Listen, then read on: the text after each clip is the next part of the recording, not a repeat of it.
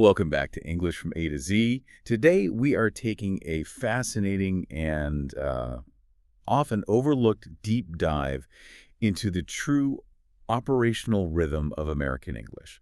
We're talking about present tense contractions.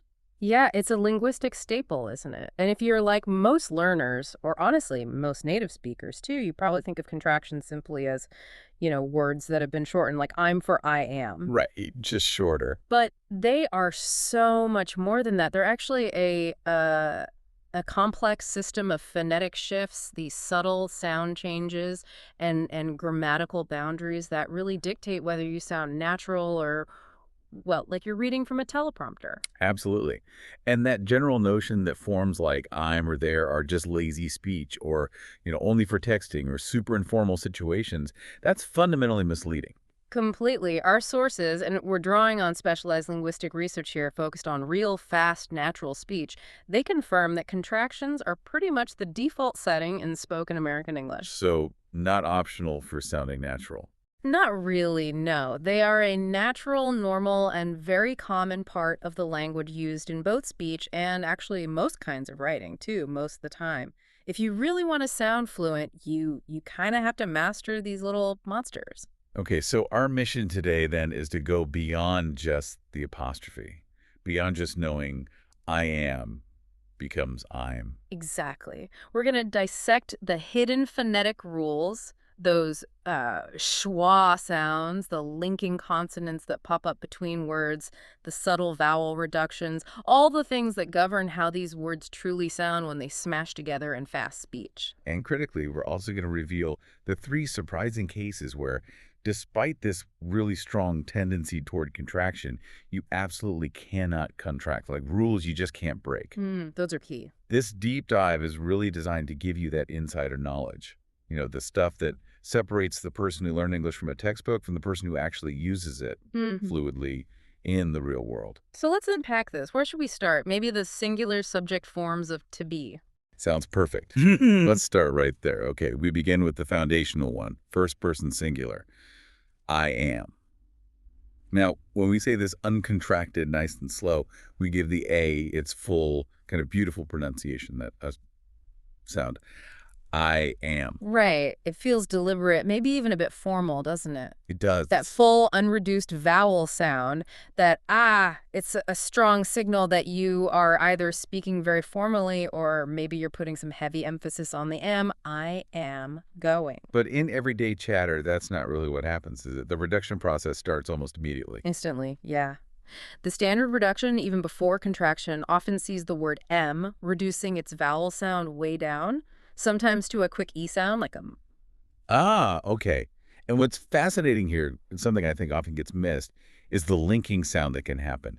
Because the diphthong I, that A sound transitions immediately into that reduced am, you sometimes get a small, almost invisible Y sound connecting them, like I am. Exactly. That's a natural phonetic transition. The human mouth is, well, it's efficient, maybe lazy, depending on how you look at it. And that little yi sound, that glide, helps bridge the gap smoothly between those two different vowel qualities, the end of a gay and the start of a. Okay, so that's the reduction. Now, when we move to the actual contraction, we've gone beyond just reducing the vowel sound. Yeah. We're into deletion now. Right. We've chopped the vowel of am entirely. We're left with just the m sound attached to the I. So how does that manifest in quick speech? Does the A sound stay the same? Well, that's where it gets even more interesting. Often in lazy or just very fast pronunciation, you don't even necessarily say the full diphthong I anymore. Well. Yeah, you might cut the diphthong short or just hit the first part of it, resulting in a really fast sound, sort of like dumb. Ah. This is where fluency really starts to show. You're prioritizing getting that consonant sound out, and you're dropping the full weight of the vowel sound before it. Okay.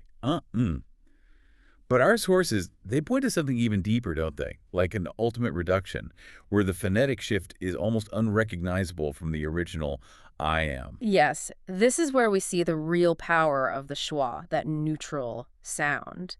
The contraction, especially when it's unstressed and surrounded by other unstressed syllables, can potentially reduce all the way down to, well, just rim. Mm. Like the sound you make when you're thinking, uh, Exactly like that sound. Think of saying, not sure what I'm doing later.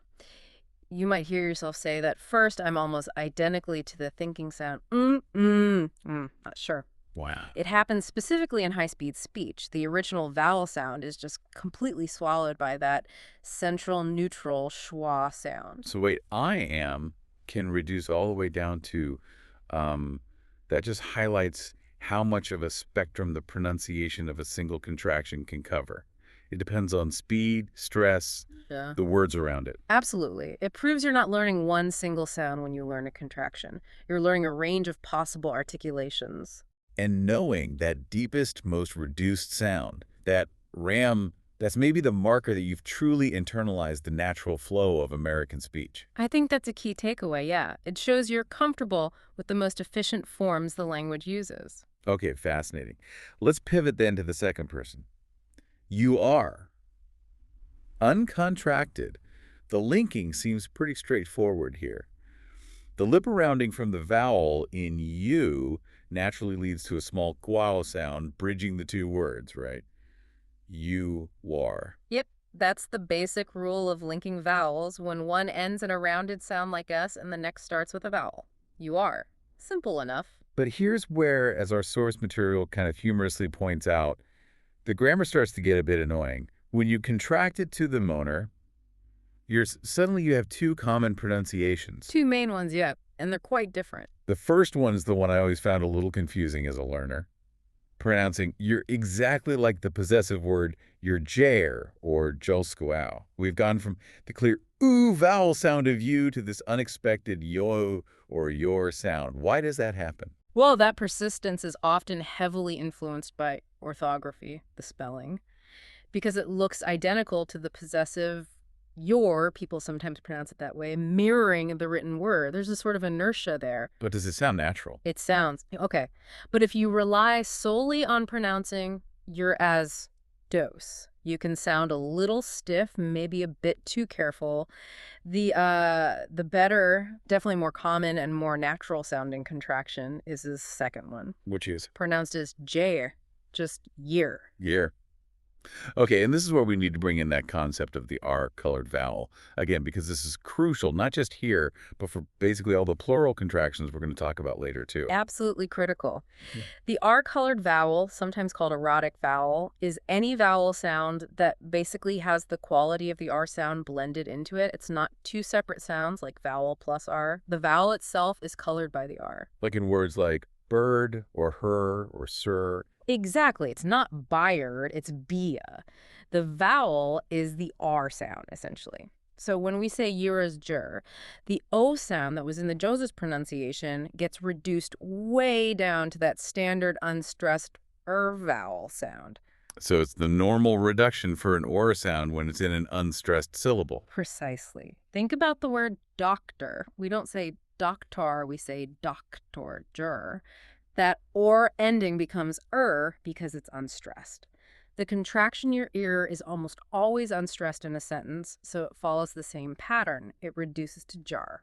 Okay, so if you're focusing on producing the sound, you should probably aim for that jor. You're letting your tongue sit back, kind of ready for the R, while you make a vowel that's roughly between a short E and a short A, maybe. Just a quick central sound. That's a good way to think about it. It's an efficient sound. If you use jur, you found the most natural, common path for this contraction in American English. Got it. Okay, moving on to the third person singular set. He is, she is, and it is. For he's and she's, this seems simpler. We're basically just replacing is with ns. Right, but the key is the sound. The contraction must sound like the original word is at its core, meaning it should be a voiced Z sound. his, and sizz. A Z sound, not an S sound. Correct. The target is that voiced Z, the buzzing sound.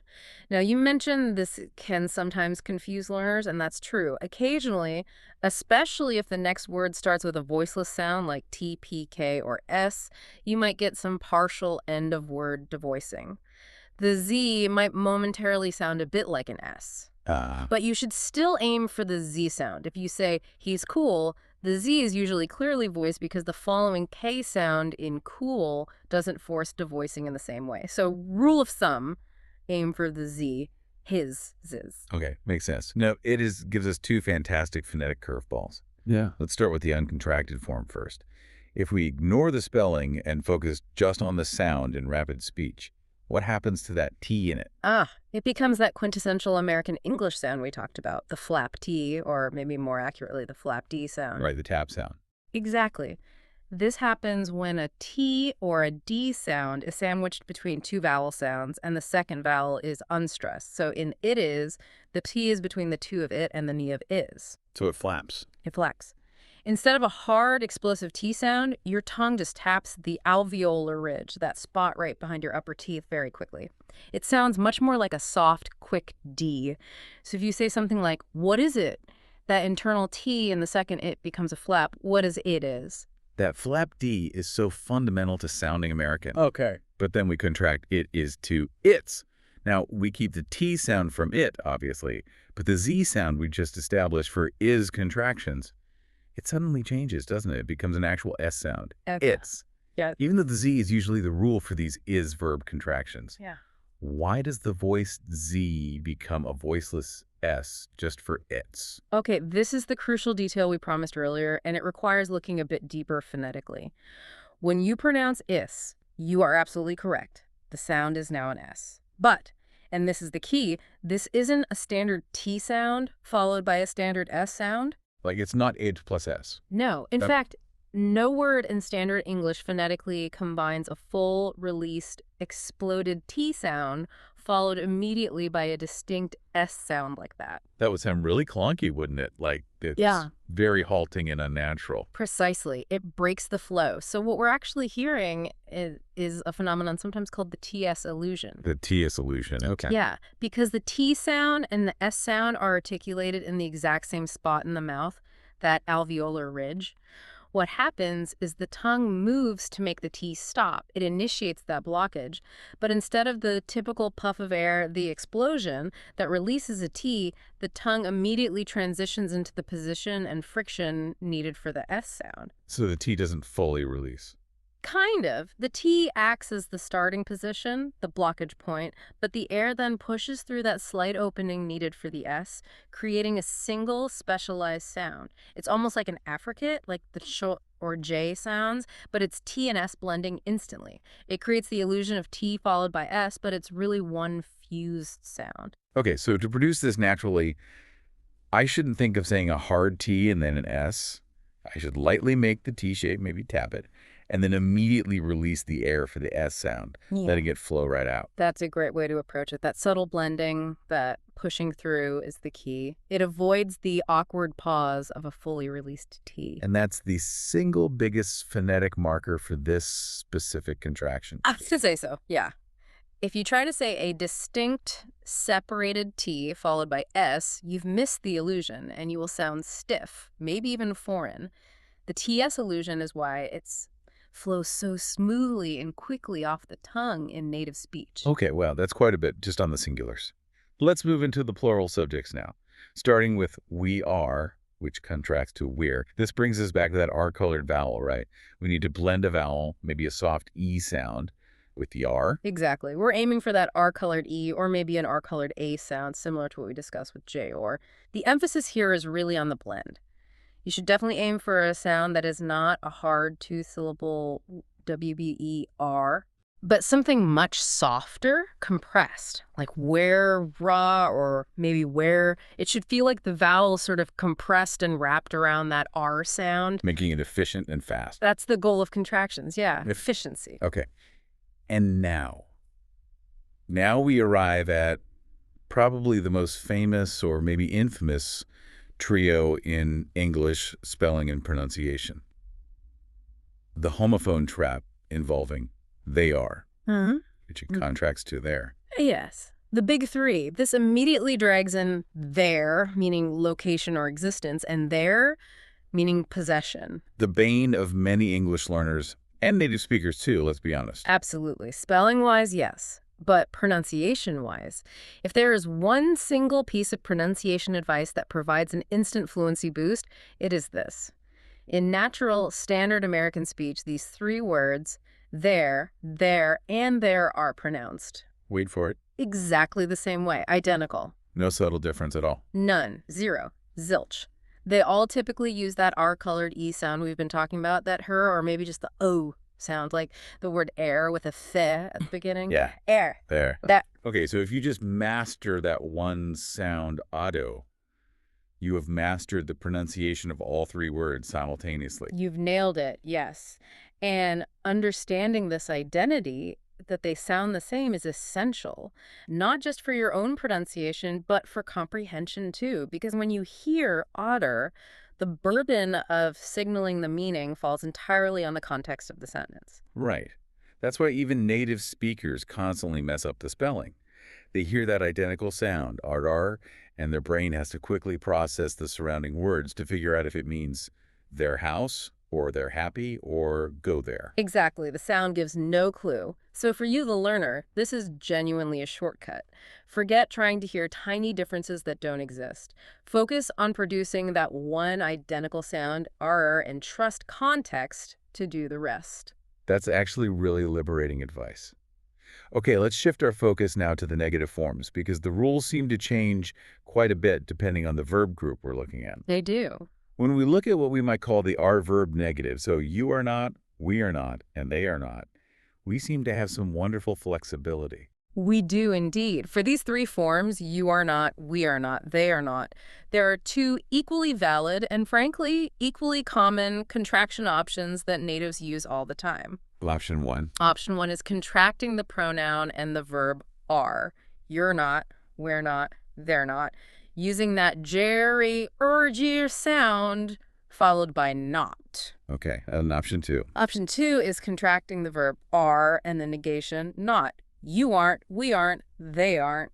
Is there a preference? Like, is one more common or more formal? Honestly, no, not really. Both you're not and you aren't and the others are completely standard, completely natural. You can use either one interchangeably in almost any situation and you will sound fine. It's just personal choice or rhythm sometimes. Okay, that's good to know. Flexibility is nice, but that flexibility seems to tighten up quite a bit when we return to the third-person singular group. He is not, she is not, and it is not. It does. Here you also have two structural options on how to express the negative, but only one of those options uses the negative contraction isn't. Okay, so what are the two choices?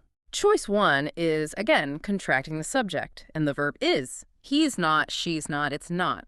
Using that Z sound for he's and she's, and the special TS illusion sound for it's, followed by not.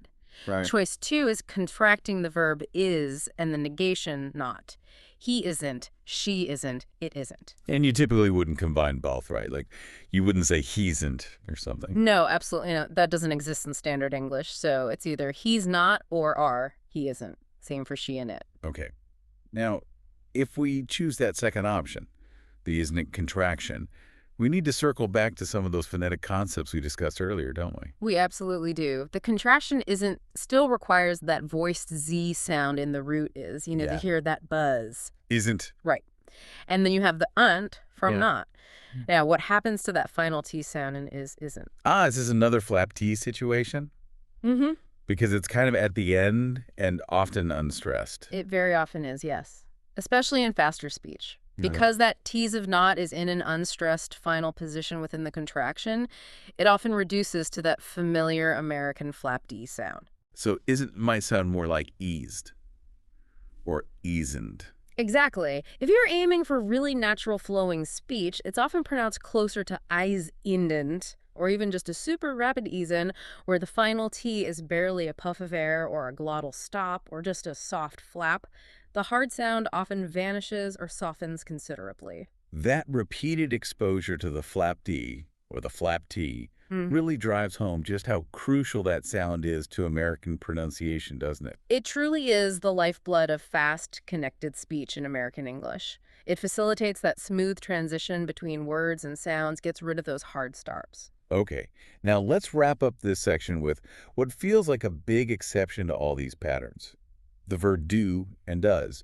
It seems to completely defy the contraction rules we've seen with the to be verb. It really does operate differently, yeah. In the positive forms like I do, you do, he does, she does, etc., there are simply no contractions whatsoever, right? Oh, zero, none, zip. No contraction exists for the positive present tense forms of do or does. This is a hard and fast rule you just have to internalize. You cannot say I do or he does. It's just not a thing. But then we flip it to the negative form. And everything changes. When we get to the negatives, I do not, you do not, he does not, she does not, we do not, they do not. Contraction is not only possible, it is overwhelmingly the most common and expected way to speak. We're talking about don't and doesn't. Exactly. I don't, you don't, he doesn't, she doesn't, it doesn't, we don't, they don't. These forms are absolutely ubiquitous in spoken English. So hearing the uncontracted forms I do not, he does not, in casual conversation would sound. It would sound quite marked. It's often a signal of very heavy emphasis. I do not agree. Or perhaps extreme formality. If someone used the uncontracted forms constantly in everyday chat, it would sound noticeably unnatural, maybe even a bit robotic or angry. So for the do verb negatives, the contractions don't and doesn't are really the linguistic default setting. Absolutely. Master those, use them constantly. That's the key for do. Okay, we've covered the pronouns pretty thoroughly. Let's move now into contracting with noun subjects. This is often where I think some confusion sets in for learners, primarily because of those spelling ambiguities we touched on. Yeah, it can look tricky on the page. Let's take a simple example. The cat is big.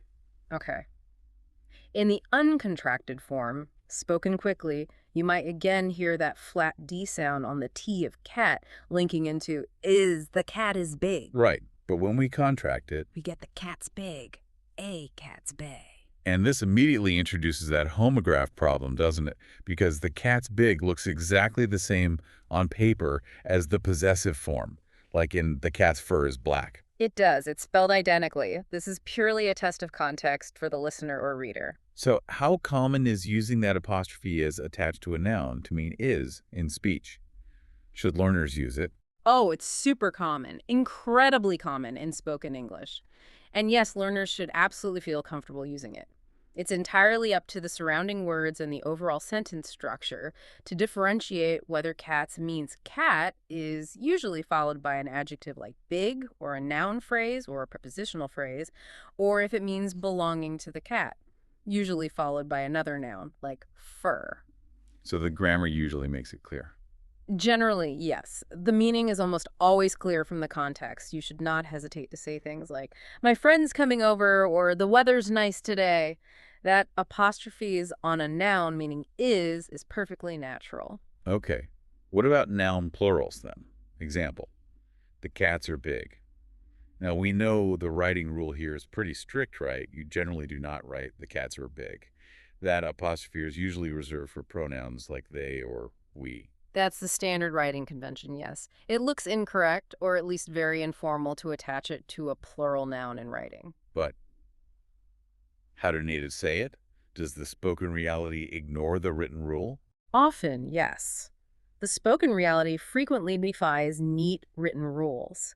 Since we have a plural noun ending in an S sound, which is usually voiced, sounding like a Z when it follows a vowel or a voiced consonant, followed immediately by the R-colored vowel sound in R, native speakers tend to just blur this whole thing together into a super fast sound combination. So what does that sound like? You'll hear things that sound like kutsar, or maybe even reduced further to something like kutsur, kitsur. It's a really fast blending of that final consonant sound of the noun, the S or Z, directly into the tor vowel. Dogs are barking might sound like doots, bonky. Wow. So the pronunciation just follows the absolute path of least resistance, smushing the sounds together. Pretty much. But we absolutely must remember that crucial writing rule. Keep the full form, the cats are big, or the dogs are barking in standard writing. Or if you need a negative, you can use the cats aren't big. Just don't write cats are. Got it. That distinction between spoken fluidity and written convention is really important for learners to grasp.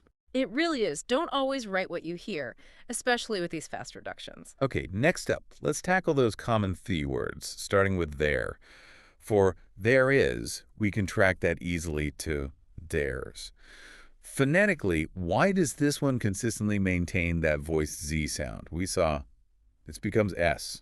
Ah, good question. It maintains the Z sound, bears, because the sound immediately preceding the contracted verb is the voiced R sound in there. When a voiced sound like R comes before the contraction, the Z stays voiced. There's no phonetic reason or environment pushing it to devoice into an S, unlike the voiceless T in its, so it stays theirs. Makes sense. Now, for there are, we get the written form there, which looks, frankly, a bit visually clumsy, and the pronunciation seems really subtle. How should listeners aim to produce that double R sound without tripping over their tongues? Yeah, is a bit tricky both to write and say. It requires blending the R sound from the end of there with the R-colored vowel sound that represents R. The resulting sound is definitely challenging, but not impossible. Any tips? Think of maybe how you pronounce a word like terror or mirror or farther in reasonably fast speech. You almost get two soft R sounds bumping up against each other that are contraction signals that that second R-colored vowel is present, even if it's quick. So it's like there plus there. Kind of, yeah. Cucker. If you struggle with it, honestly, just saying the full uncontracted there are is always perfectly acceptable and very common.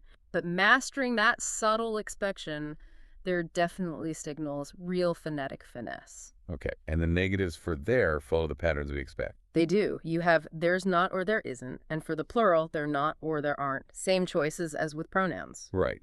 But let's look quickly now at the demonstrative pronouns.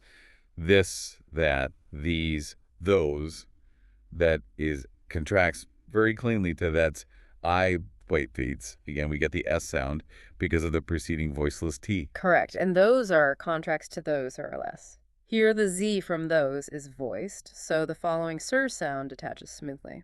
Okay, but the contraction for this is, which would look like this is, seems to be a really fascinating case. Our source material notes the pronunciation is almost identical to the uncontracted form anyway, maybe just deleting a tiny schwa vowel between the S sounds. Exactly, because this already ends in an S sound, and is starts with a vowel but contracts to a Z, which is very close to S, saying this, aces, or I says, versus this is aces, offers almost no phonetic advantage. The speed gain is negligible. And this minimal phonetic change leads to a pretty crucial writing rule, doesn't it? It does. The rule is, do not write the apostrophes as for this. Don't write this. It just looks visually awkward. It's unnecessary because the pronunciation difference is tiny and the visual distraction in text is actually quite high. Stick to the full form this is in writing. Good practical advice. Okay, finally, in this section we turn to the question words, the W words, and that one word that likes to pretend to be one. Yes, how? Let's cover the way words first. We have the ease forms, which contract very seamlessly following the rules we've already discussed. What's, where's, when's, who's, why's. All ending in that Z sound, presumably. Yeah. Except maybe when. What's will have the S sound, W, when's, or why's, because of the preceding T. Where's, when's, who's, why's will all have the Z sound, horse, whores, why's. Got it. And then we have the R forms. What, where, when, who're, wire. Yes, using that apostrophe RE again, representing the R sound attached to the way word, what, where, W, tar, or where, whore, etc. Now, when we use that apostrophe RE on a way word, like in whore, what's the significance of the flexibility here? What can whores refer to? Well, the contraction here, representing R, can signal that the subject following is plural, like in who are those people over there? The subject is those people. But it can also be used when the pronoun following the way word is you, we, or they. For example, who are you bringing to the party, or what we're having for dinner? The key is recognizing that these aren't just simple questions. They often introduce clauses where the to be verb has to quickly link the way word, acting as the subject or object of the clause, and the rest of the sentence. The contraction facilitates that link. Right, it keeps the flow going. And of course, we can't forget the outsider. How? Yes, how? It likes to pretend to be a way word because structurally it behaves exactly the same way in these contractions, even though it doesn't start with way. So we get. We get how is contracting to house, C sound because it follows the voiced diphthong A, and we get how are contracting to how, A her. Again, attaching that row sound. Okay, so this entire section really confirms that these contractions aren't just random shortenings. They are the result of pretty rigorous phonetic and grammatical environments combining in highly specific, predictable ways. That's it, exactly. There's a system behind the seeming chaos. Okay, so we spent a lot of time establishing that contracting is, the standard. It's the default setting for natural American speech. If you're aiming for fluency, contracting is what you should probably be doing maybe 95% of the time. That sounds about right. Maybe even higher in casual conversations. It's really the norm. But now we absolutely must spend some significant time detailing the exceptions. These are the critical instances where choosing the longer uncontracted form is either, say, stylistically necessary or, in one case, grammatically mandatory. The rules of the road, so to speak. Right. These boundaries are just as important as knowing when to contract. So case number one, when is it okay or even preferable not to contract? Well, case one is what we might call the simple stylistic choice, or maybe just natural variation. Sometimes, even when all the phonetic rules would perfectly allow for a contraction, a speaker might just choose the uncontracted form. They might say it is instead of it's, for instance. Could be for various reasons, maybe to slightly slow down the pace of their speech, maybe to achieve a slightly more formal or deliberate tone in that specific moment, or maybe just unconscious variation. It happens maybe, 1 out of 10 times, even in casual speech. Okay, so occasional use is fine. But there's a danger here for learners, isn't there, if they rely on this too much? Oh, absolutely. That's the critical insight here. If a learner or, frankly, anyone chooses the uncontracted form too often, they cross a line. They move past maybe sounding a little formal and start sounding genuinely unnatural, even distracting to the listener. Why distracting? Because the language is built on rhythm, and the rapid flow of contracted verbs contributes fundamentally to that expected rhythm of American English. If you constantly use the full uncontracted forms like it is, we are, I am, you are deviating too frequently from the normal cadence. It draws attention to the words themselves. Exactly. It highlights the verb in a way that can feel disruptive, almost like speed bumps in the conversation. It pulls the listener's focus away from what you're saying and toward how you're saying it. Remember, contractions are generally the neutral setting. Using the full forms constantly is a deviation that has to be used sparingly and usually for a specific reason. Okay, that makes sense. Don't overdo the uncontracted forms just because they seem safer. Precisely. So that leads us to case two, which is about having a specific reason. Using the uncontracted form for emphasis and nuance. Yes, this is a very powerful and deliberate tool in spoken English. When you choose the longer uncontracted form strategically, you gain rhetorical weight. You're adding punch. How does that work? By deliberately leaving the verb fully pronounced I am, he as they are, you are applying heavy stress and emphasis specifically to the verb itself. This often signals things like disagreement, strong certainty, contradiction, or maybe a change of intent. Can you give an example? Sure. Consider the difference. If I say, she's going to the meeting, that's just a neutral statement of fact. Okay.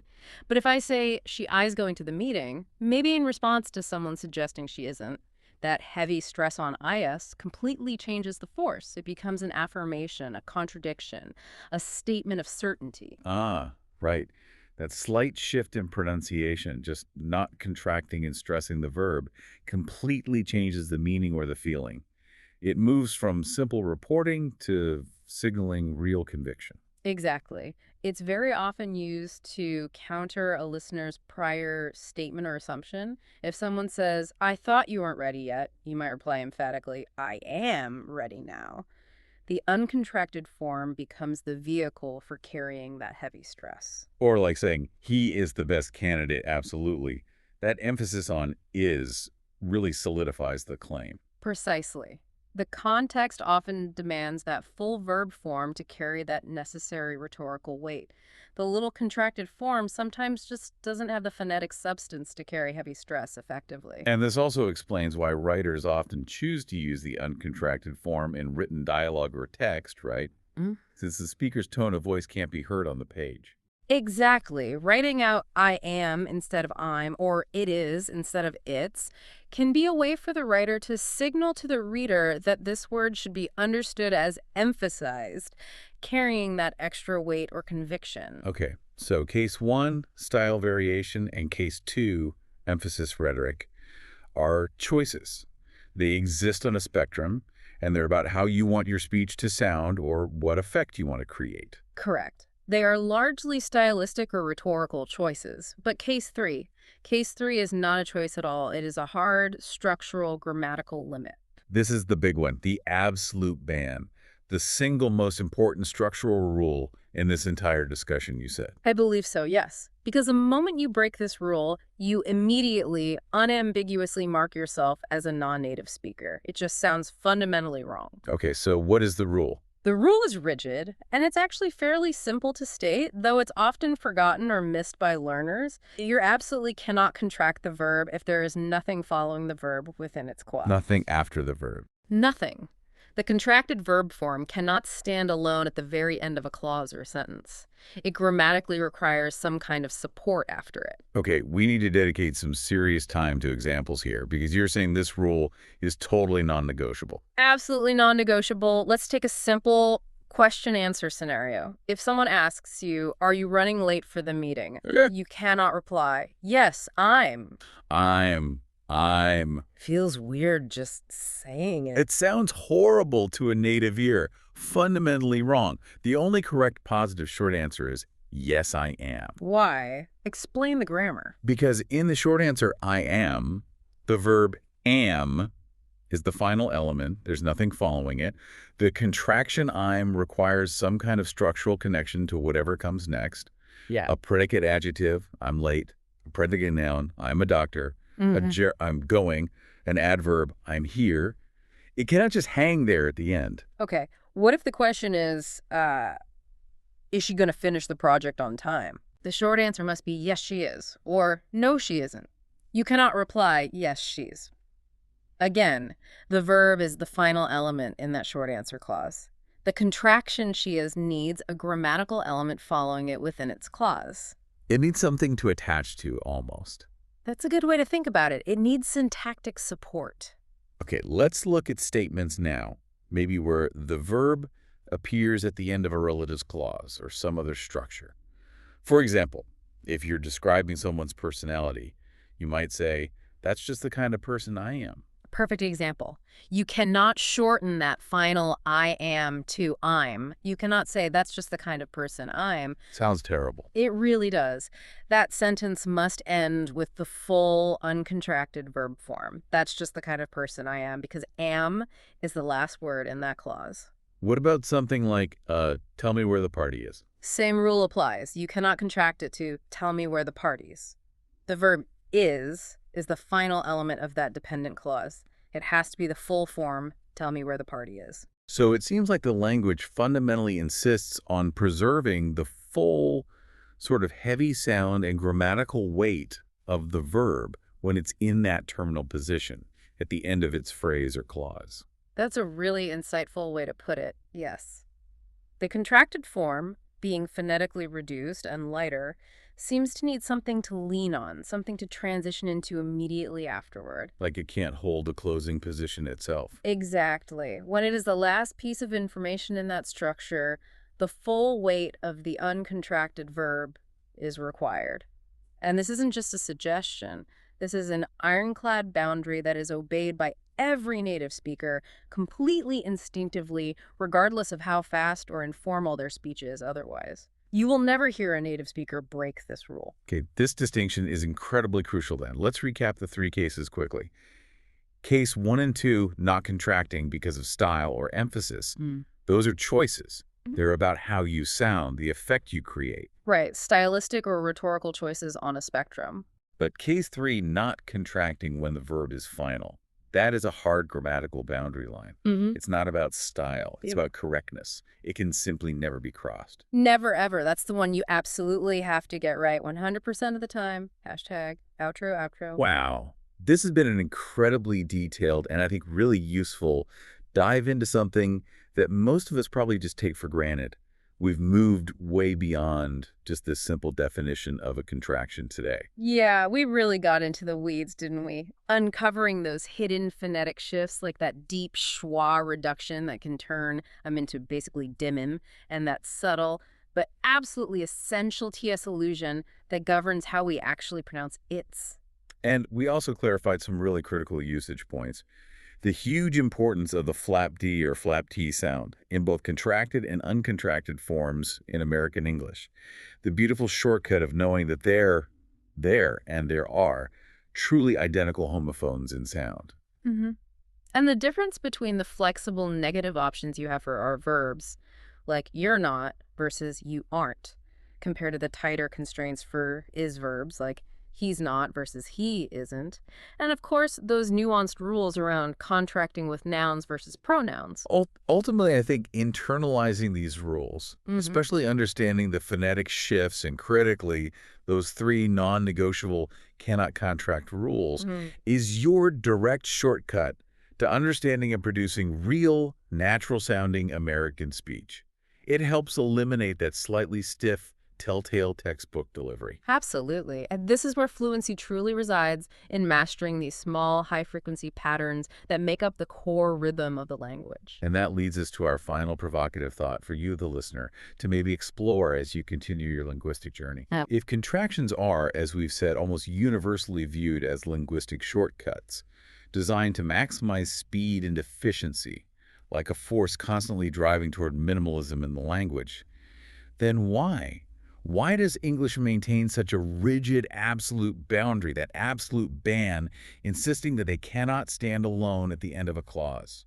That's a great question. What does the necessity of having something, a complement, an object, an adverb, something follow that contracted verb, tell us about the fundamental role, maybe the structural weight or importance, of the verb itself in English syntax? Why can't the shortcut version hold that final position? That's something really interesting to ponder. Why does the full form retain that unique power in that specific position? Maybe something for you to listen for today. Listen for this rule being followed in every piece of dialogue you encounter, whether it's in movies or music or just conversations around you. You will start to realize how frequently native speakers instinctively obey that ironclad boundary, confirming just how essential it is to the structure of the language. That's excellent advice. Pay attention to the endings. The place where we don't just skim the surface of language rules, we really try to expose the secret logic, the fascinating stuff that governs how native English speakers actually talk. Yeah, that's right. And today, this is a good one. We are deep diving into time itself. Or, well, more specifically, the past tense. And why it has this, stubborn refusal to be shortened sometimes. It's really quite surprising when you stop and think about it. It is, yeah. Because, if you listen to just normal, everyday conversational English, you realize we are maybe pathologically obsessed with efficiency, That's one way to put it. Linguistic corner cutting. Totally. We're constantly looking for ways to trim things down. We shorten I am to I'm, obvious one. You are becomes your. Yeah. We try to contract pretty much every word pairing we can just to save, a few milliseconds? Right. It feels like this relentless drive for speed. Get the words out faster. Exactly. But then, hidden right there in our most common speech is this weird linguistic phenomenon, this great refusal. Why do we contract almost everything in the present tense, seemingly without thinking, yet we instinctively, universally, refuse to shorten these really common, simple affirmative past tense phrases, things like I was or you were, Yeah. It just seems totally contradictory to that whole drive for speed we were just talking about. It does seem contradictory, but that refusal, it's definitely not accidental. It's, you could almost call it the language's self-defense mechanism Oh, interesting. Self-defense against what? against confusion, Yeah. basically. That's the core puzzle we're really digging into today. Our sources, they dive really deep into the mechanics of how native speakers talk, that conversational flow. Mhm. And they expose this specific rule, explaining precisely why it exists and, crucially, where the exceptions are. Because there are exceptions. Always the exceptions in English. Always. Namely, you find them in the negative forms, like wasn't and weren't, and also with the main past tense helper verb did. Okay. So our mission today, really, is to give you a kind of profound shortcut to fluency, something that goes beyond just memorizing. By the end of this deep dive, you won't just know that this rule exists, you'll get the deep linguistic why. Okay. You'll understand how English, in that split-second moment in a conversation, actually prioritizes keeping the time frame clear over just being efficient with a contraction. Okay, let's unpack this. Right. So we start with the big observation, right? This great refusal. Mm-hmm. Native speakers, they actively avoid contracting the simple affirmative past tense, like, I was happy. We just don't say, well, what would it even be? I's happy. Yeah, exactly.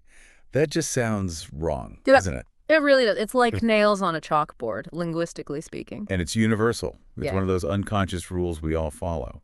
When native speakers tell a story or talk about something that happened yesterday, they naturally just default to the full uncontracted forms. He was running, they were surprised. Right. So to really understand why this contraction fails so spectacularly, it helps to quickly, remind ourselves how present tense contractions actually work, what makes them successful. Okay, yeah, good baseline. So present tense works mostly because the contracted forms usually stay distinct enough. I am becomes I'm. Pretty clear she is becomes she's. Right. Now, okay, there's she's, which can mean she is or she has, but context usually sorts that out, right? Usually, yes. Yeah. The surrounding words often you clarify that. But you hit on a key point there. The system can handle some ambiguity. Mm-hmm. But adding that third possibility, trying to cram the past tense meaning into those same contracted forms, that's where the whole system just kind of collapses.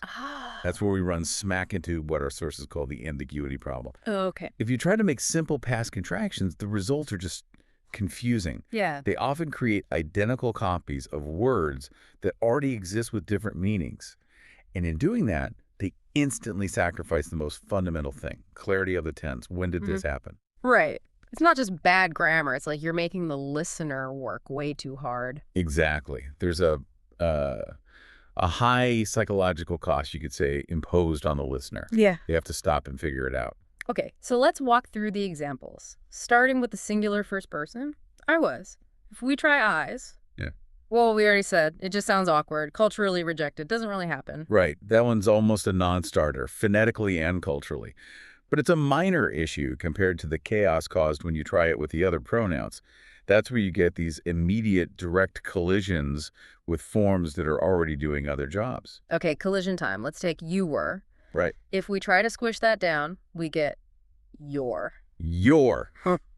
which phonetically sounds exactly the same as the contraction for you are. It also sounds exactly the same as the possessive adjective your, Y-O-U-R, like your keys, precisely. So the listener hears your and has absolutely zero immediate linguistic clue. Is this happening now? You are. Did it happen last week? You are. Or are we talking about something belonging to you? Your. It's a complete ambiguity at the most basic level. Okay, wait a minute, though. You mentioned earlier that the language already tolerates some ambiguity, right? Like can mean he is or he has. Mm-hmm. So native speakers have already kind of learned to deal with that complexity. Why is adding the past tense version trying to make, he's also, why is that the breaking point? Why does the past tense suddenly make it too much ambiguity to handle? That is a brilliant question. Seriously, it gets right to the heart of it. It speaks to, like, the hierarchy of information in English. Yeah. What does the language protect most fiercely? Okay. So when you hear, say, he's finished the report, the potential ambiguity between he is finished maybe describing a state, and he is finished, present perfect action, is often resolved almost instantly by the verb form that comes after the contraction. Ah, right. So it usually takes an in form, like he is running. Takes a past participle, like he is finished. Exactly. The listener's brain uses that very next word to lock down the meaning. It's a super fast process. Okay. But if we try to force the simple past meaning in there, if we try to make the ambiguity becomes overwhelming in a different way. Imagine you hear, he's sick. If that's supposed to mean he was sick, the listener can't use the next word, sick, an adjective, to figure out the tense. Right, because the tense information wasn't in the verb after the contraction. It was supposed to be in the auxiliary verb itself. Was. Precisely. The fundamental time frame, past versus present, is lost right at the start. The listener literally has to stop, maybe just for a fraction of a second, use the wider context, and sort of mentally backfill that missing time information. And that pause, that momentary cognitive stall, that's the psychological cost our sources are talking about. English as a system seems wired to avoid forcing that kind of temporal guesswork. Wow, okay. So the language is basically saying, look, we can handle a little uncertainty about is versus has if the next word helps, but messing with the fundamental when past versus present right at the auxiliary verb, nope, too important, too confusing. We're preserving the timeline. Exactly. Preserving the timeline is paramount. And you see this pattern consistently across the board.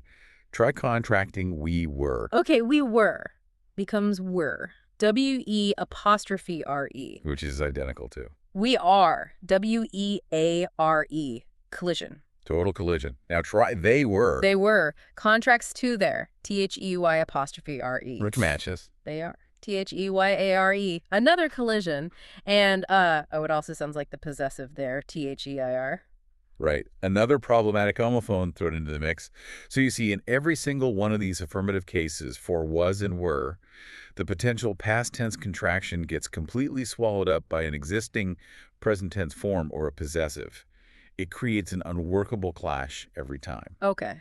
That makes a lot of sense now. So, the linguistic analysis, when you lay it out like that, it's actually crystal clear. English requires its main affirmative past tense markers, was and were, to be fully pronounced. Why? To avoid that collision and maintain absolute clarity about the time frame. It's kind of elegant in a way. It really is. It's a stunning example of, linguistic self-regulation. The system prioritizes meaning, specifically temporal meaning, over just shaving off a syllable. Finally, something that seems logical in English. It's about clarity, but knowing English. There's always a but. As soon as we establish a nice, solid rule, there's got to be a twist, right? Yeah, any much guarantee. So that brings us perfectly to section 2, the negative exception. We've just established its absolute refusal to contract in the affirmative. I was, you were, no contractions allowed. Yeah. Yet, the negative forms was not and were not. They do contract all the time, safely. We constantly say I wasn't, they weren't. Constantly. So why? Why does just adding the word not suddenly create this safe harbor? Why can we suddenly contract when not is involved? Okay, this is where the source material is super helpful again. Yeah. Because it maps out the linguistic mechanics really clearly. And it does it by drawing that contrast back to the present tense rules again. Okay. The negative form, adding not, essentially provides a distinct non-colliding escape hatch for the past tense. Let's go back to the source of the collision we just talked about, you are. Right. You are contracted as your. Exactly. Now, think about the negative in the present tense. You are not. How many ways can you contract that? Okay. You can combine the pronoun and the verb first. So you're, and then add the not. So you're not, you're not listening. Good. That's option 1, pronoun plus verb, then not. What's the other way? You can combine the verb and the not. So are plus not becomes aren't. And you put the pronoun first. You aren't. You aren't serious. Perfect. That's option 2. Pronoun, then verb plus in. And, of course, you still have the full uncontracted form, you are not. Right. Just for completeness, the one thing you can't do is combine both contractions. Your aren't. That's just... Definitely not. Okay, so present tense negative has 2 contraction options. You're not and you aren't. How does that help the past tense? Okay, here's the key insight. because the present tense has already sort of claimed that first type of contraction, the pronoun plus verb slot, Yeah. both for its affirmative form and for one of its negative options. You're not. Right. It uses you're in both cases. It has basically left the other contraction path wide open. Ah. The path where you combine the verb with the int? Exactly. The verb plus int structure. Since the present tense uses you're not, the past tense, you were not, can safely swoop in and use the other structure, you weren't. I see. Because you weren't sounds completely different from the present affirmative negative base. There's no collision there. Precisely. The present tense took one road, you're in it, leaving the other road and free for the past tense. The past tense claims that int form as its exclusive, unambiguous negative contraction. Wow. This keeps the tense distinct. It completely avoids that devastating collision we saw with the affirmatives in Section 1. It's, like you said, elegant. It's linguistic resource management. This slot is taken, so we'll use that one. That makes perfect sense. And that same logic applies across the board then. Yes, universally, which allows us to systematically list out all these safe, common past tense negative contractions. I wasn't, you weren't, he wasn't, she wasn't, it wasn't, we weren't, and they weren't. Well, totally correct. Used constantly, never ambiguous about the time frame. Never ambiguous. You hear it and you instantly know. Past tense, negative. We can even hear that smoothness in the real-world example from the sources. When someone says something like, it wasn't happening for me, it just flows. Yeah. Or, not that people weren't smiling. Again, totally natural. Now try saying those fully. It was not happening for me, or people were not smiling. It sounds a bit stiff, more formal maybe. Definitely slower. Right. The contracted forms, wasn't and weren't, are not just faster. They are crucially linguistically safe.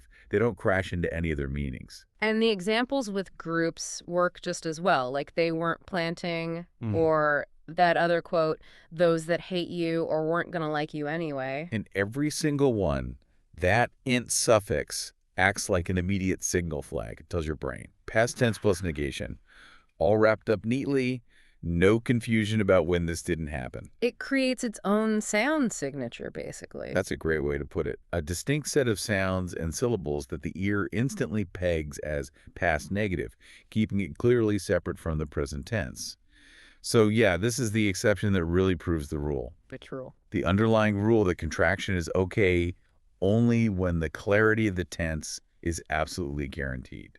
The negative provides that guarantee. Okay, cool. That clears up wasn't and weren't. Which brings us pretty naturally, I think, to Section 3, the power of didn't. Ah, yes, did. We've navigated the, let's be honest, slightly tricky rules for the irregular verb to be was sir in the past. But now we need to talk about pretty much every other verb in the English language, right? Because they all rely on the main auxiliary verb for the past tense when you make questions or negatives. And that verb is did. And the beauty here, especially after wrestling with was and were, is its wonderful simplicity. Oh, I like the sound of simplicity. It's a welcome contrast. Think about the present tense again for a second. You have that complication. Do not versus does not. You have to change the verb based on whether the subject is singular or plural, right? I do, you do, we do, they do, but he does, she does, it does. Right. That's on the end for the third person singular. A classic sticking point for learners. Exactly. But in the simple past, forget all that. Did is the single universal auxiliary option. Doesn't matter if the subject is I, you, he, she, it, we, or they. It's always did. Ah, that's true. I did, he did, they did. Nice and consistent. That universality, that's the key to its contraction power.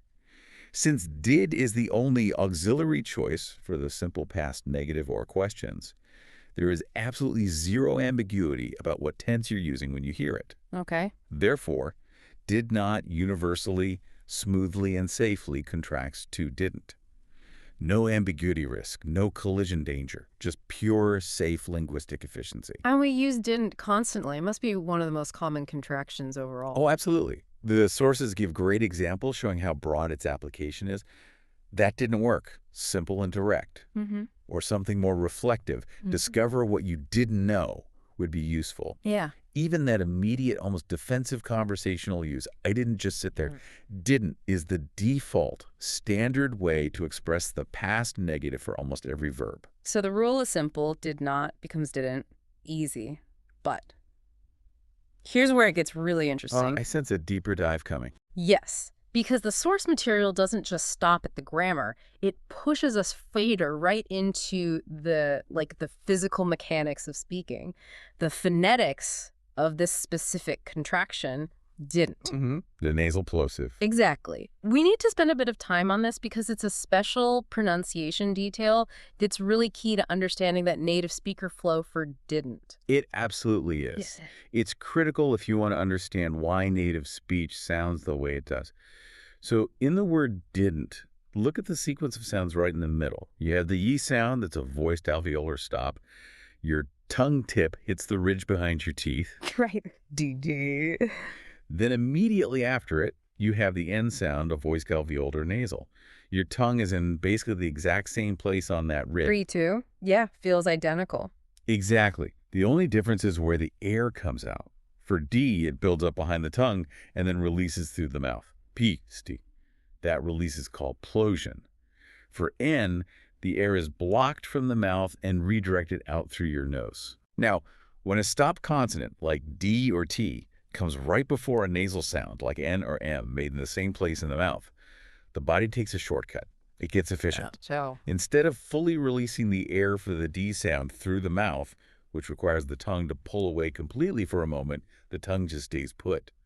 It holds the D closure, but the soft palate drops, and the air releases nasally, transitioning directly into the N sound. Whoa, so the explosion part of the D, the plosion, doesn't happen out the mouth? Exactly. It happens out the nose instead, hence the name.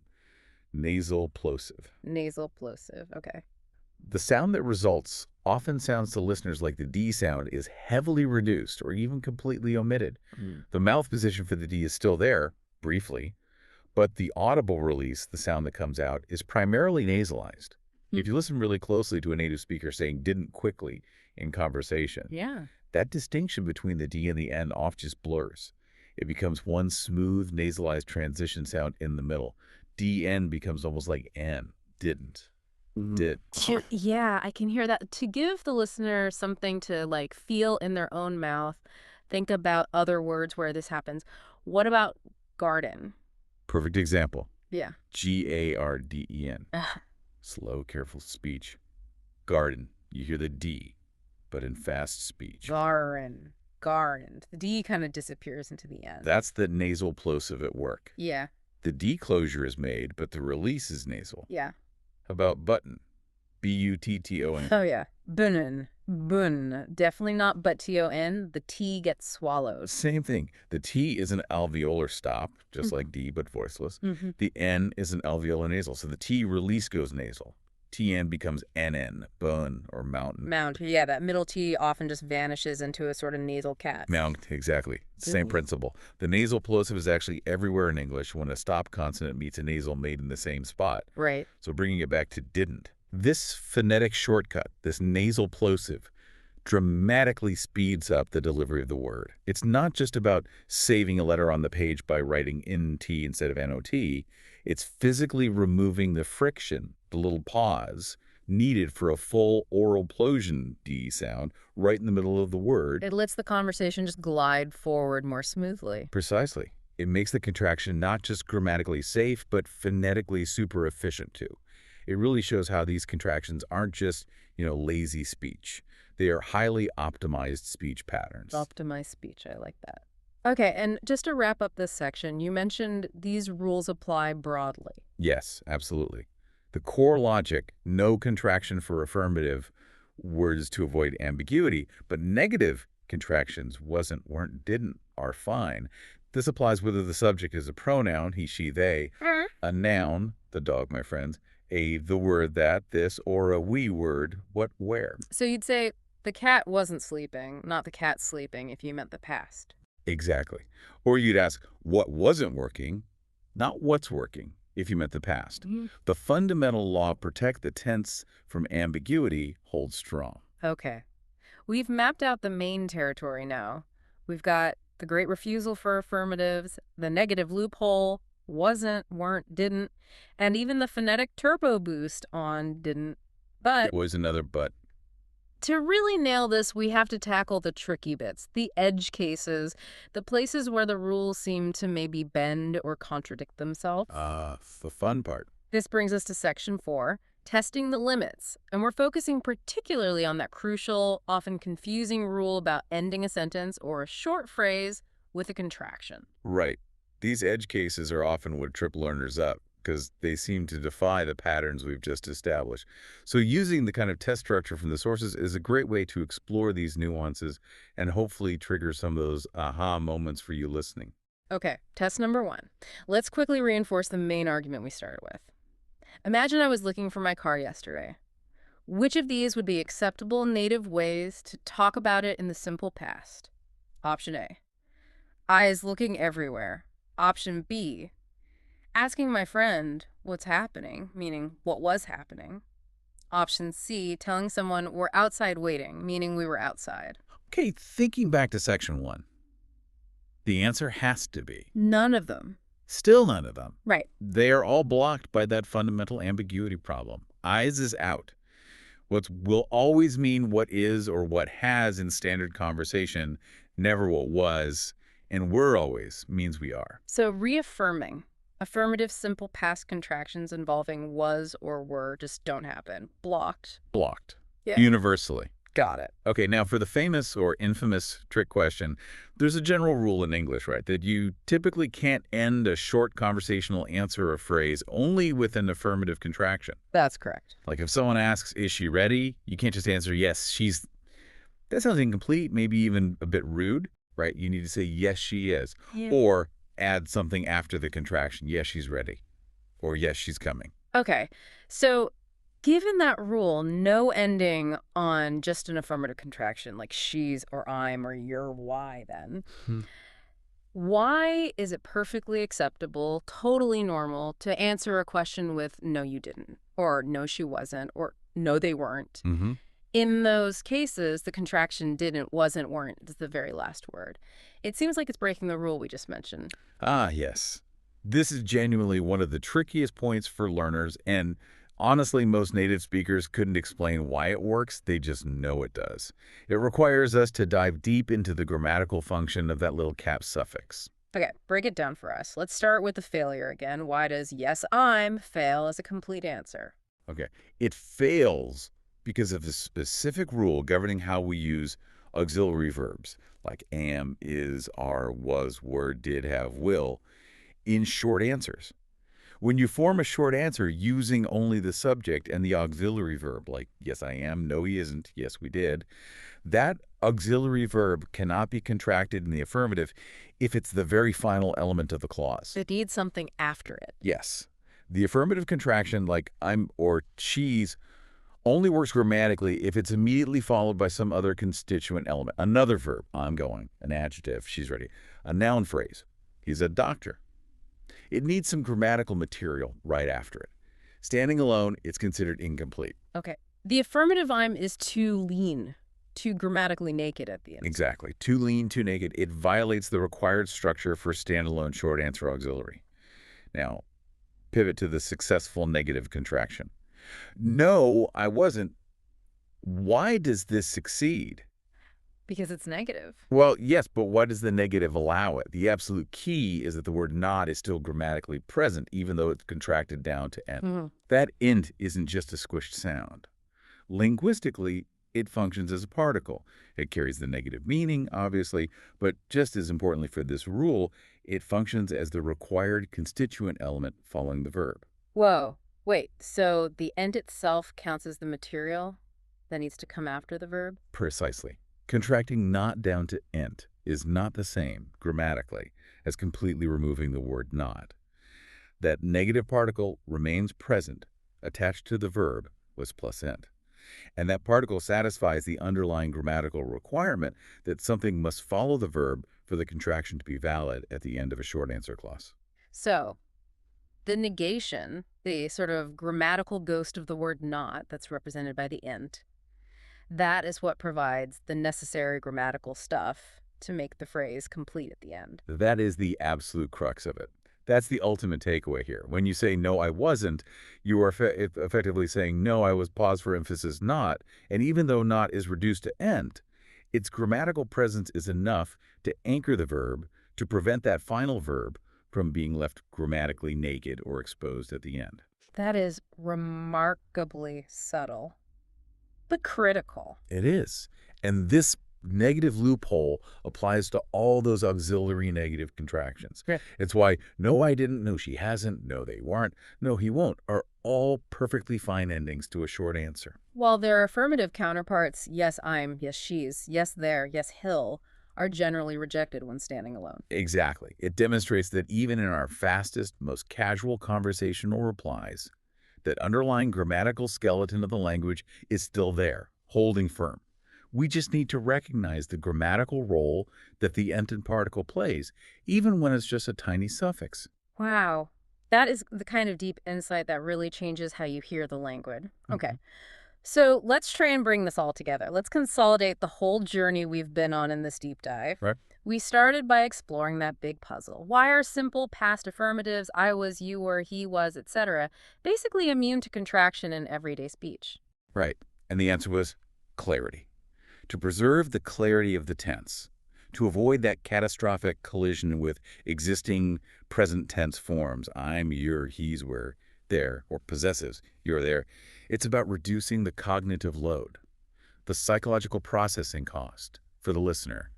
Don't make them guess when. Then we found the loophole. We solved why the negative forms wasn't, weren't, and the big one, didn't, are the rule. They contract freely. Yeah, and that works because the present tense system, having two negative options, you're not versus you aren't, kindly leaves a distinct non-colliding path open for the past tense, that verb plus out structure. And we even got an insider's look at the mechanics of didn't, understanding that super efficient pronunciation feature, the nasal plosive, which helps it glide smoothly in conversation. The way the D release shifts nasally into the N. And finally, we tackled that really tricky rule about ending sentences. We confirmed why negative contractions like wasn't or didn't can appear right at the end of a short answer. Because that little int particle actually counts as the required grammatical material following the verb. While the affirmative contractions like I'm or she's can't stand alone at the end because they lack that crucial following element. Exactly. So if we try and connect all this to the bigger picture, what we're really seeing is English making these quite intelligent, disciplined trade-offs in real time. Trade-offs between what? Speed and clarity. Primarily, yes. The language clearly prioritizes accurate time signaling, making sure, when something happened over just raw speed or syllable reduction. Contraction is only permitted, only allowed by the system when that core tense information is protected and unambiguous. Whether that protection comes from the unique form of the negative suffix? Or from the inherent lack of ambiguity with the universal past auxiliary did.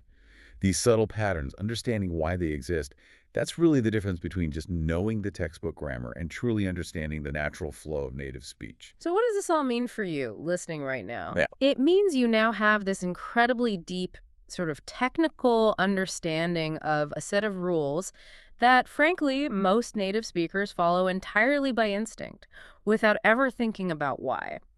They just know I sounds wrong and I wasn't sounds right. Exactly. And hopefully having this deeper why will immediately help elevate your own fluency, your listening comprehension, and maybe even your confidence in using these forms correctly. It should make things feel less arbitrary. Definitely. Now, as always, we like to leave you with a final provocative thought, something to chew on. We know this relentless drive to contract in English doesn't just stop with the past tense. The sources explicitly mention that we also contract in the future. Ah, yes, the future. So given everything we've just unpacked about ambiguity, about how contractions fail when they collide with other forms or tenses, what complexities do you think might arise when we try to contract future tense phrases? Think about auxiliaries like will, or maybe even trickier, that very common colloquial structure going to. Ooh, going to is a good one. Gonna. Right. Which future tense contractions do you predict might be blocked because they sound too much like something in the past or present? And which ones might find their own unique, safe path forward, like wasn't and didn't did for the past? Hmm. What happens with he will versus he'll, or they are going to versus they're gonna? Where might the collisions occur? Exactly. Something for you to mull over as you listen to native speakers today. Where does the future tense follow the rules we've discussed, and where might it introduce whole new complications? We're all about taking complex info, stacks of research, and making it clear, making it usable, cutting straight to the expertise. And today, we are really trying to crack the code on sounding natural in English. Not by hitting the grammar books, but by looking really closely at sound, specifically the future tense. Yeah, and I want to start with something that sounds, well, honestly, a bit ridiculous at first. It's a linguistic puzzle, but it's like the key. How are the words, get this, cattle, wheel, hill, and howl connected to saying something basic like I will go, future tense stuff? Seems totally unrelated, right? It really does on the surface. But if that seems impossible, stick with us. Because the answer, which comes from some really specific phonetic observations in our research, well, it's one of the most surprising things about how native speakers actually talk. It really is. Those aha moments. Exactly. This is your shortcut, basically, to understanding those tricky sound overlaps. So, our mission today, it's pretty simple. We're diving deep into how native speakers really use future tense contractions. We're looking at the hidden sound reductions, those weird homophones that pop up, and the little exceptions in rapid natural speech. Right. This isn't about, textbook rules like will versus shall or anything like that. No, not at all. It's about the actual mechanics of sound, how things get squished together. And understanding this stuff will immediately boost your listening and your pronunciation. Definitely both. Comprehension and production. Okay, so before we even get into the first contraction, like all or you'll, there are three sort of core ideas we need to get straight. Okay. First, native speakers use these future contractions, the ones ending in all, all the time, extensively. So if you want to sound natural, you really need to use them too. They're vital for the rhythm of English. Absolutely essential. It's not optional for fluency. Second point, and this trips people up, these contractions are not considered informal in spoken English. Right. That's a big one. People think contractions casual. Exactly. But our research confirms in speech, they're the standard. Saying the full I will go often sounds, kind of stiff. Yeah. Overly formal. Yeah. Definitely sounds like you're reading sometimes or emphasizing something unnaturally. And third, while they work mostly like present tense contractions, is becoming or have becoming, it's the differences we need to focus on. Yes. The mostly. That's where the interesting stuff is. Those differences, they really separate basic speakers from more advanced fluent ones. That mostly is exactly where we're digging in today. Because if you just assume will contractions work exactly like, say, is contractions, well, you'll miss these fascinating sound reductions. The physics of it kind of... Exactly. It's where the sound starts to pull away from the spelling. It's all about efficiency. Okay, so where do we start? The basics. Let's start with the fundamentals, the pronoun contractions. First up, I will becomes I'll, and you will becomes you'll. Pretty standard stuff on the surface. Right, you'll. Seems simple. But the key thing, the element that really makes you sound native, and this is a bit technical, is what we call diphthong cutting. Diphthong cutting. Okay, break that down. What's a diphthong again? So a diphthong is basically a sliding vowel sound. Your mouth changes position within one syllable. Think of the full I sound in the word I. You start open, then close a bit. I. Okay, yeah, I can feel that. I. Right. Now, if you say I'll and try to keep that full I sound, like I'll, it sounds really heavy, clunky. Yeah. I'll be there. It sounds slow. Exactly. It sounds like you're thinking about the spelling I followed by will. To sound natural, you have to cut that diphthong, shorten it drastically. So what does it become? Instead of that full I, the sound just blends right into the ill that follows. Yeah. It gets way shorter. Often it sounds more like ag, or maybe really quick ul. All like A-L-L. So all go sounds like all go. Almost, yeah. Or a very, very short version of it. Yeah. The point is that complex I movement disappears. Hmm. It's about speed, reducing the time it takes to say it. Your mouth just doesn't do the full slide. Okay, that makes sense. The gal sound is pretty strong. It just takes over. Precisely. The L sound can be syllabic.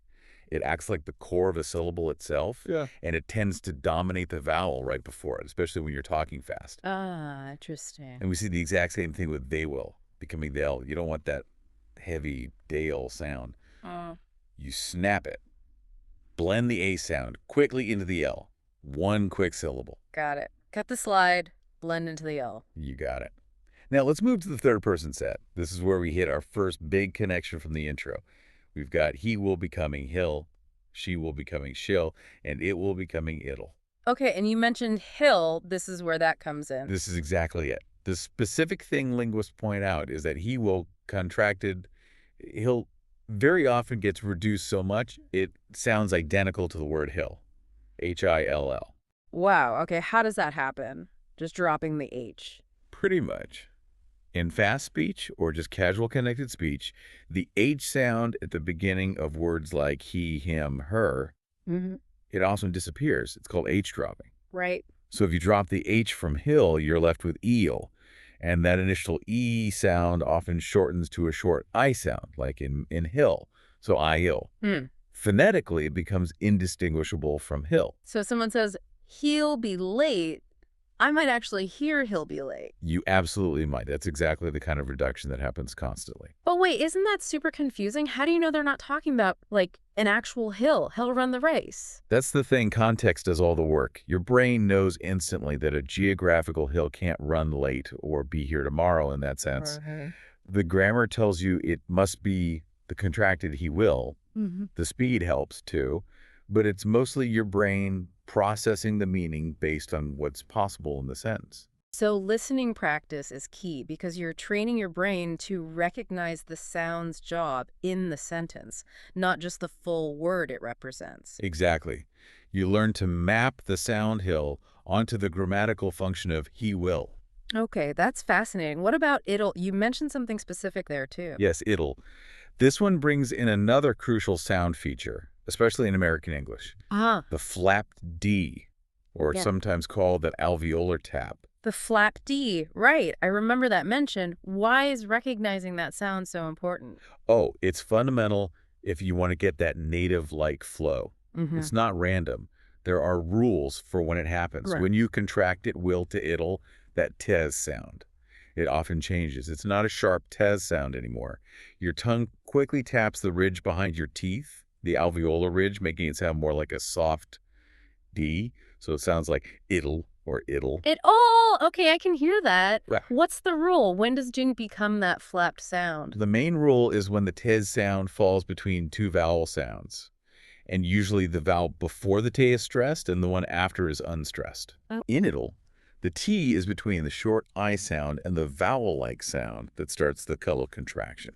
So bang, it becomes a flap. It lets the air flow smoothly, makes it faster. That's fluency. Can you give a couple more examples? Not contractions, just words with that sound? Sure. Think of really common words, like water. Americans usually say waiter. Or city becomes city. Little becomes little. Pity becomes pity. Okay, yeah. Water, city, little. Got it. It's just how the mouth economizes effort in American English. And it'll follow that exact same physical pattern. It's not sloppy, it's structural. That makes so much more sense now why it'll sounds like it'll. Okay, so we've got hill for hill. Now let's get to the really wild one you mentioned. Moving beyond pronouns. Yes. To cattle. You said catwill sounds like cattle. Seriously. Seriously. Cattle. Like, cows. It's kind of shocking when you first hear it, isn't it? It really is, because we usually think contractions are just for pronouns, right? All, you'll, they'll. That's the common assumption. But will is more flexible. It can contract onto nouns, too. And the example, cat, will becoming cattle. Phonetically, it lines up perfectly with cattle. Wow. So you take cat, one syllable, will, one syllable, and the contraction cattle sounds just like cattle, two syllables. Exactly. Cattle. The T sound in cat might even become a bit of a flap there, too, depending on speed. But the key is that adding the L forces a second syllable. That L sound becomes its own syllable nucleus. So the sound sequence cattle could be the animal or the contraction. Acoustically, yes. Again, context is everything. Your brain hears the cattle scratch the furniture and knows it's not about livestock scratching things. It really makes you rethink how condensed English is. It absolutely does. Yeah. The research uses that cattle example specifically to show how far these contractions go. Even though they might use dog will later for structure examples, cattle is the one that really sticks phonetically. Okay, mine's slightly blown. What about wheel? That was the other big one from the hook. All right, wheel, W-H-E-E-L. This comes from contracting we will, which becomes wheel. And this one's actually quite complex because wheel doesn't just have one sound. It can have like 3 common pronunciations. Yes, 3. Just for wheel. Oh, boy. Yeah, it depends on how much the speaker reduces it. Option 1, you can reduce wheel so much it sounds just like the word will, W-I-L-L. Wait, will can sound like will. Yep. The W and E sound of we can almost totally vanish. So, we'll see. Might sound like we'll see. How do you know it's not a question or just someone saying the word will? We'll see. Good question. It's all about setting stress and grammar. If someone just says will emphatically, like I will do it, they stress the word will. Right. But when will reduces to sound like will, it's unstressed. It's just functioning as the auxiliary verb. The main stress falls on the verb after it, like we'll see. Your brain parses it as subject plus auxiliary because of the grammar and the lack of stress on the will sound. Okay, so the melody of the sentence tells you. What's option 2? Option 2 is a bit less reduced. It sounds more like E will. Yeah. I keep a little ghost of the E sound from we, but it's very short and quick before the E. E will. Right. Yeah. But option 3 is the key one for your hook. Wheel.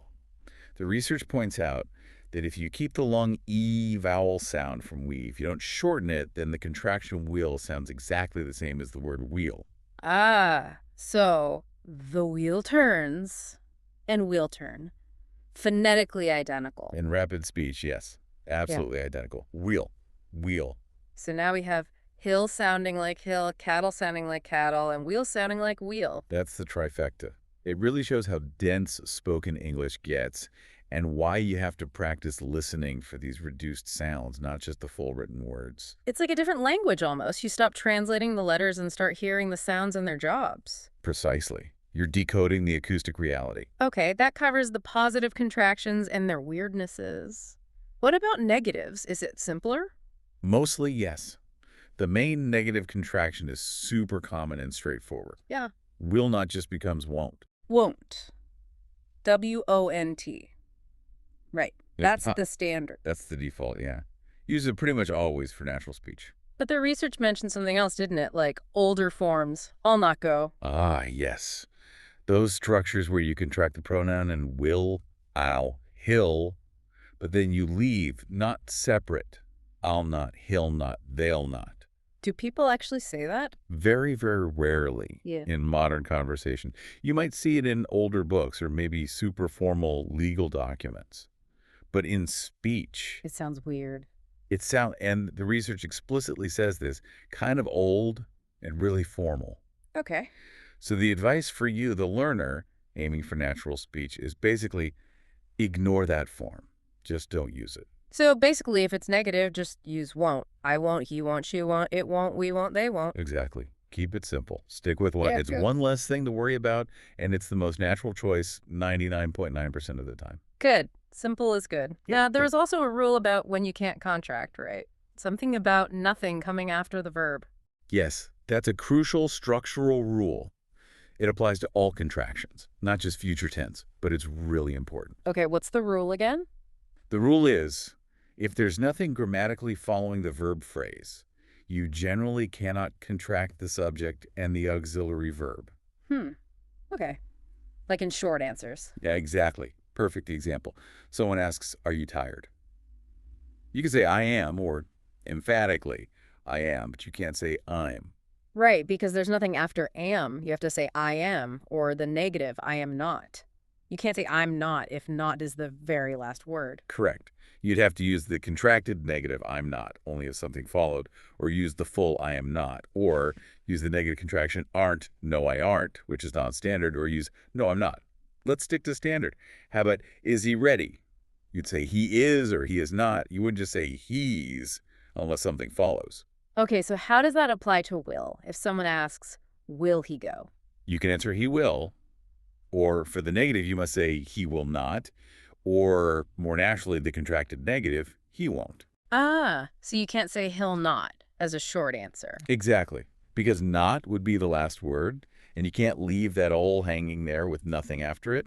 But won't works because it's the contraction of will not together. Yeah. The not is kind of built in. Okay, that makes sense. It prevents weird-sounding, dangling contractions. It ensures grammatical completeness, yeah. Now, if the sentence continued, like, he'll not be happy about it, that's different. Then he'll not is okay, though still formal. Yeah. But standing alone, use he won't. Got it. That clarifies a lot. Okay, we've hammered pronouns, but you said will contracts onto nouns too. We had cattle for cattle. What about other nouns, like singular versus plural? Good question. The mechanism is the same, just adding ill, but the sound can change a bit. Yeah. Let's use the example from the material. The dog will run. Okay, the dog will run. That becomes... A dog will run. Sounds like dog. The G sound blends pretty smoothly into the ill. Doggle. Doggle. Okay, easy enough. What about plural? The dogs will run. The dogs will run. Now, listen closely. Dogs ol.